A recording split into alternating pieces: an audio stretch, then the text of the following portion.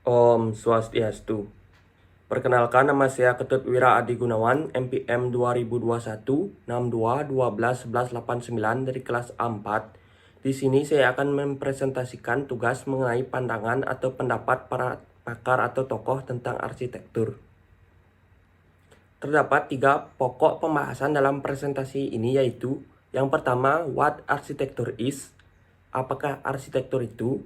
Yang kedua, what architecture should do, apa guna arsitektur. Dan yang ketiga, how to design arsitektur, bagaimana membuat arsitektur. Baik, yang pertama yaitu what architecture is, atau apakah arsitektur itu. Pengertian arsitektur secara umum merupakan sebuah ilmu dalam merancang bangunan atau sistem dalam mendirikan bangunan yang meliputi proses perancangan, konstruksi, struktur, serta aspek dekorasi serta keindahan. Kegiatan arsitektur identik dengan adanya aktivitas pembangunan atau konstruksi. Kata arsitektur berasal dari bahasa Latin architectura, yang mana secara etimologi berasal dari bahasa Yunani kuno architecton, yang berarti pembangunan utama. Menurut Francis de Cacing, arsitektur membentuk sebuah tautan yang mempersatukan bentuk, ruang, teknik, serta fungsi. Yang kedua yaitu what architecture should do, atau apa guna arsitektur.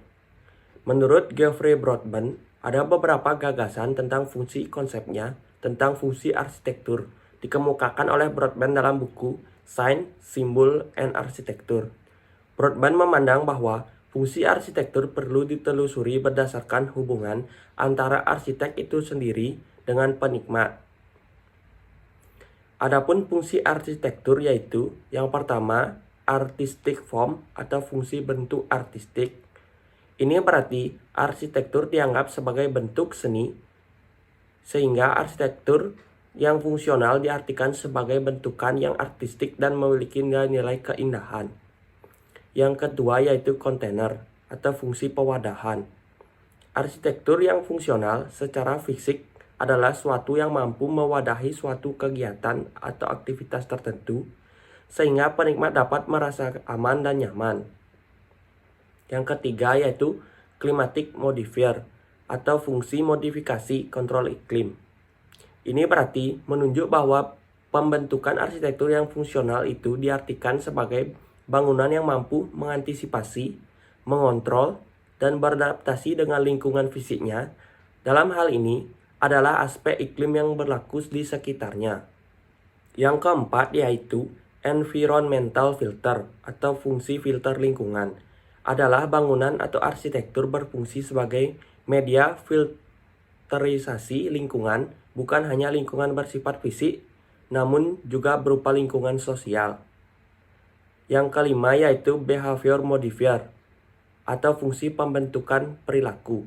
Fungsi pembentuk perilaku ini diartikan sebagai setiap olahan dalam suatu pembentukan arsitektur pada gilirannya adalah mampu memodifikasi, membentuk, bahkan memanipulasi tingkah laku seseorang yang secara aktif berinteraksi dengan bentukan arsitektur tersebut. Kemudian capital investment atau fungsi investasi modal. Ini berarti arsitektur juga memiliki semacam tujuan untuk memperoleh manfaat atau nilai tambah tertentu untuk keuntungan.